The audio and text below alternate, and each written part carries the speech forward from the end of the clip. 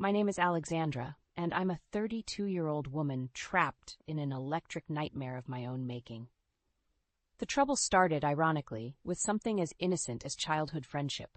Bella and I grew up together, as close as sisters. Our bond formed in the sandbox and sealed over scraped knees and shared secrets. She was the calm to my storm, the poised figure amidst my chaotic energy. But as we grew, I watched Bella transform, like a butterfly, but into someone I barely recognized. I remember the day it changed. We were 12, sitting in my cluttered bedroom, surrounded by video games and comic books, my world. Bella, twirling a lock of her hair, said, "Alex, do you ever think about being popular? Like being one of those girls everyone admires?" I had laughed it off, but Bella hadn't. As the years rolled on, she morphed into the epitome of teenage allure. Her smile could stop boys mid-sentence, and her laugh became a siren song in the hallways of our high school. She was worshipped, and with that worship, she changed. The sweet girl I knew was replaced by someone who saw friendship as a ladder to climb, each rung a step further away from me. But even as we drifted apart, she never turned her venom on me. She'd saunter into my world, dropping her queenly facade, and ask for my advice on boys, as if we were still those little girls sharing secrets in a treehouse. Despite everything, I couldn't bring myself to hate her. Life took us in different directions after high school. I ventured off to New York for college, embracing the chaos of the city, while Bella stayed back, reigning over our small town like a provincial queen. It wasn't until years later, after I had returned home and started dating Mark, that Bella and I truly collided again. Mark was everything I had ever wanted in a partner, kind, attentive, and with a smile that could light up the darkest of my days. I introduced him to my family with a heart full of hope, not knowing that this would be the beginning of my undoing. It was a chance encounter. Bella, as if summoned by some wicked twist of fate, appeared at my doorstep just as Mark and I were leaving. Her eyes, sharp and calculating, swept over him. "Is this the famous Mark?" she asked, a hint of something sinister in her tone. "Yeah, this is him," I replied, a knot forming in my stomach. Bella's gaze lingered on Mark a moment too long before she flashed a predatory smile. "Well, aren't you going to introduce me properly, Alex?" The unease that had started as a mere flutter in my heart grew into a storm as I watched Bella weave her web around Mark. She was a master at this game, her words honeyed and her laughs perfectly timed. Mark, bless him, was oblivious to the danger. He was just being polite. But to Bella, politeness was an invitation. A few days later, I arranged for the three of us to meet at a cafe, thinking it would put my mind at ease. How wrong I was.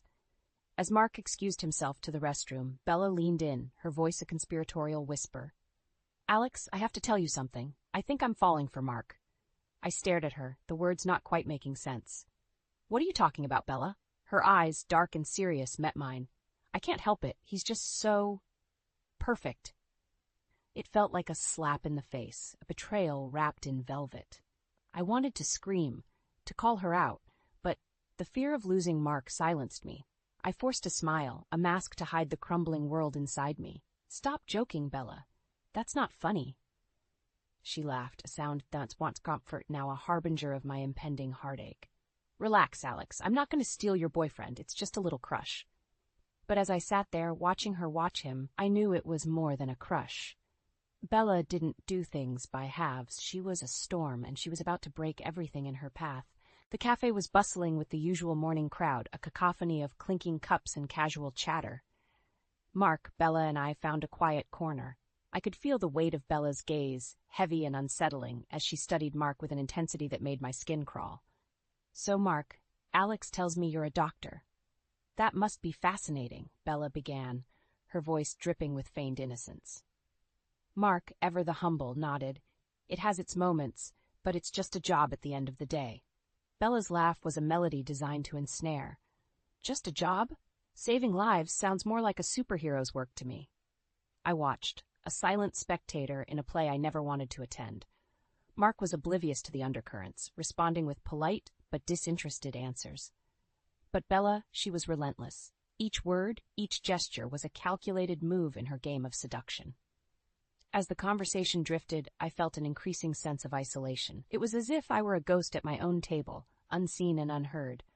When Mark excused himself, Bella turned to me, her mask slipping slightly. "Alex, aren't you worried?" she asked, her eyes narrowing. "Worried about what?" I replied, trying to keep my voice steady. Bella leaned in, her voice a venomous whisper. "That someone might take him away from you. Someone like me." The raw honesty in her words struck me. This was no joke or playful banter. This was a declaration of war. "Bella, what has gotten into you?" "He's my boyfriend," I said, my voice tinged with disbelief and hurt. She shrugged, a predator confident in her prowess. "I can't help who I fall for, Alex. And let's be honest, you and Mark, I give it 6 months." I wanted to lash out, to scream at her for her betrayal, but the words died in my throat. Instead, I sat there paralyzed by the realization that the childhood friend I once knew was long gone. Mark returned, oblivious to the tension. As we left the cafe, Bella's parting words were a knife in my back. "Let's do this again soon. I'd love to get to know Mark better." The ride home was a silent one. Mark, unaware of the storm brewing, chatted about mundane things. But my mind was elsewhere, trapped in a whirlpool of betrayal and fear. That night, as I lay in bed, staring at the ceiling, I made a decision. Bella had thrown down the gauntlet, and I wasn't going to let her walk away unscathed. She wanted a war, she would get one. But unlike her, I would play the long game. I would wait, watch, and when the time was right, I would strike. Bella may have been the queen of manipulation, but I had a few tricks up my sleeve too. In the quiet darkness of my room, a plan began to take shape. A plan that would bring Bella's world crashing down around her. It was a dangerous path, one that could destroy everything I held dear. But I was past the point of no return. Bella had made this personal, and I was going to make sure she regretted it. The days that followed were a blur of unease and suspicion. Mark, caught up in his work, remained blissfully unaware of the storm brewing just beneath the surface. Bella, on the other hand, seemed to be everywhere, a constant, looming presence in my life. It was a crisp autumn afternoon when my fears were confirmed. Walking down the familiar streets of our town, I saw them, Bella and Mark, strolling together, lost in conversation. They looked comfortable, too comfortable, with each other. My heart pounded against my chest as I approached them, my mind racing. "Mark, Bella," I called out, my voice shaking. They turned, surprise etched on their faces. Mark's expression changed to one of concern as he saw my distress. "Alexandra, what's wrong?" he asked, stepping towards me. "Why are you two together?" The words tumbled out, a mix of accusation and disbelief. Bella's face was a mask of feigned innocence. "Oh, we just bumped into each other. Decided to catch up, you know?" Her casual dismissal of the situation fueled my anger. "Catch up, really, Bella? Or is this one of your little games?" Mark looked between us, confusion turning to realization.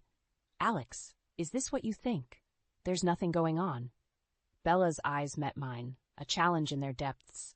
"Why, Alexandra? Do you not trust your boyfriend? Or is it me you don't trust?" The confrontation was drawing an audience, curious onlookers pausing to witness the drama. Mark reached out, trying to calm the situation, but I shrugged him off. "Bella, I've known you my whole life. You're like a sister to me. How could you do this?" My voice broke, the weight of years of friendship crumbling under the weight of her betrayal. Bella's response was cold, calculated. "Alex, dear, it's not my fault you can't keep a man interested. Maybe if you were a little less mundane." Those words, sharp and cruel, cut deeper than any physical wound. I looked at Mark, searching for something, anything that would reassure me. But all I saw was a man caught in the crossfire, unsure of his standing. In that moment, I knew what I had to do. "Mark, we're done," I said, my voice steady despite the turmoil inside. Mark's face crumpled, a mix of hurt and confusion. "Alex, please, let's talk about this." But I was past talking. I turned to Bella, my former friend, now nothing more than a stranger. "And you, Bella, enjoy the victory. I hope it was worth it." With those final words, I walked away, leaving behind the shattered pieces of what I once thought was unbreakable. The pain was raw, a gaping wound in my chest, but it was overshadowed by a burning determination. Bella had taken something precious from me, but she didn't realize the war she had started. I would rebuild, stronger and wiser, and when the time was right, Bella would know the true cost of her actions. The high school reunion was supposed to be a night of nostalgia, a chance to relive the carefree days of youth. Instead, it became a battleground. The moment I entered the decorated gymnasium, I knew I had walked into enemy territory. There she was, Bella, holding court in the center of the room, radiant and confident, basking in the admiration of our former classmates. The sight of her stirred a whirlwind of emotions within me: anger, betrayal, and a burning desire for retribution. I tried to keep a low profile, sticking to the fringes, but fate had other plans. "Hey, Alexandra, over here! Come sit with us!" called out an old classmate, waving enthusiastically. Before I could decline, I was swept up in a tide of people and deposited right next to Bella. Her smile was a masterclass in duplicity. "Alexandra, darling, it's been too long," she cooed, her eyes glinting with unspoken triumph. I forced a smile, keeping my voice even. "Yes, Bella, it's been a while." The evening wore on, a parade of small talk and reminiscing. Bella played the part of the beloved high school idol flawlessly, her every word and gesture seemingly perfect, but I knew better. Beneath that polished exterior was the heart of a viper. As the conversation shifted to life updates, I braced myself. "So, Alexandra, what's new with you? Still with Mark?" Bella asked, her voice honeyed with false concern. The question was a knife, and she wielded it expertly. "No, Bella, Mark and I are no longer together," I replied, keeping my emotions in check. Bella's expression was one of feigned shock. "Oh, I'm so sorry to hear that. But I'm sure a catch like you won't be single for long." Her words were a charade, a performance for the audience we had. I could feel the eyes of our classmates on us, sensing the undercurrents of tension. "I'm focusing on myself right now, Bella. Relationships aren't a priority," I said, meeting her gaze steadily. Bella laughed, a sound that set my teeth on edge. "Oh, Alex, always the independent one. But you know what they say, the clock is ticking." Her insinuation was clear, a barbed reminder of societal expectations. I felt a flush of anger but held it back. Now was not the time for an outburst. The night dragged on, a torturous affair of forced smiles and polite applause. As I lay in bed later that night, Bella's words echoed in my mind. She had taken pleasure in my pain, reveling in my discomfort. But as I closed my eyes, a plan began to form. Bella thought she had won, but the game was far from over. I would take my time crafting a revenge that would leave no doubt about who the true victor was. Bella had made a grave mistake in underestimating me, and she would soon learn just how costly that mistake was. The confrontation with Bella at my parents' house was unexpected and explosive. She arrived unannounced, her face twisted in a mix of anger and desperation. "What do you want, Bella?" I asked, my voice cool as I opened the door to her furious knocking. "I want my money, Alexandra. The money you owe me," she spat, her eyes blazing. Confusion swept over me. "Money? What are you talking about? I don't owe you anything." "Don't play dumb. The $600,000 you took from Mark. You're going to pay it back." Bella's accusation was ludicrous, yet her conviction was unsettling. "Bella, you've lost your mind. I never took any money from Mark," I countered, struggling to maintain my composure in the face of her absurd claim. Her laugh was bitter, filled with contempt. "Oh, please. You think I don't know about the debts? Mark told me everything. You bled him dry with your extravagant lifestyle, and now I'm paying for it." The pieces clicked into place, a sickening realization dawning on me. Mark's financial troubles, which he had always been so vague about, were now being twisted into a weapon by Bella. "Bella, listen to yourself. You're being played. I never took any money from Mark. This is his doing, not mine." I tried to reason with her, but my words fell on deaf ears. "Save it, Alexandra. I know your type, always playing the victim. Well, not anymore. You're going to pay back every cent, or I'll make sure everyone knows what a fraud you are." Bella's threat was laced with venom, her desperation turning to malice. As she stormed off, I stood there, shaken but resolute. This was no longer just about a broken heart or a tarnished friendship. This was war. Over the next few days, I began to gather information, digging into Mark's financial history. It didn't take long to uncover a trail of deceit and manipulation. He was in deep, and he had dragged Bella down with him. Armed with this knowledge, I arranged a meeting with Bella. We met at a quiet park, away from prying eyes. She arrived, her usual confidence replaced with a wary defensiveness. "Bella, I'm not here to fight. I have something you need to see," I said, extending an envelope towards her. She took it hesitantly, her eyes scanning the documents inside. As the truth dawned on her, her face paled. the realization of Mark's betrayal hitting her like a physical blow. This can't be," she stammered, her facade crumbling. "I was never the enemy, Bella. It was Mark all along. He used us both," I said, not without a tinge of sympathy. For a moment there was a flicker of the old Bella, the friend I once knew, but it was quickly snuffed out, replaced by a hardened, bitter shell. "This changes nothing between us, Alexandra. You may not have taken the money, but you're still the reason my life is in shambles," she said, her voice cold. As she walked away, I knew that our bridge was burnt, but I also knew that justice, in its own twisted way, had been served. Bella had been humbled, her illusions shattered, and while it brought me no joy, it was a necessary closure. I walked away from the park, a sense of finality washing over me. The chapter of Bella and Mark was closed, but my story was far from over. Life has a way of coming full circle. Standing in my new home, a modest yet cozy place filled with love and laughter, I couldn't help but reflect on the tumultuous journey that had led me here. I had moved on, found love again with someone who valued the simplicity of life as much as I did. We had a beautiful son, whose innocent laughter was a balm to the scars of my past. Yet the echoes of the past still lingered. News of Bella reached me, a bitter reminder of the storm we had weathered. Her fall from grace was as swift as it was severe.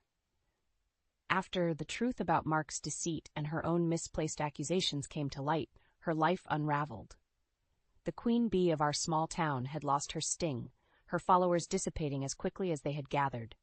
I heard she moved into a small, run-down apartment, a far cry from the lavish lifestyle she once boasted. Her dreams of a grand wedding and a life of luxury with Mark had crumbled to dust, leaving her with a harsh dose of reality. I didn't take pleasure in her downfall. There was no satisfaction in seeing the once mighty Bella reduced to a shadow of her former self.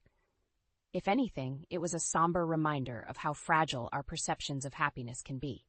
"Mommy, look!" My son's voice pulled me from my reverie, his small hands tugging at my skirt.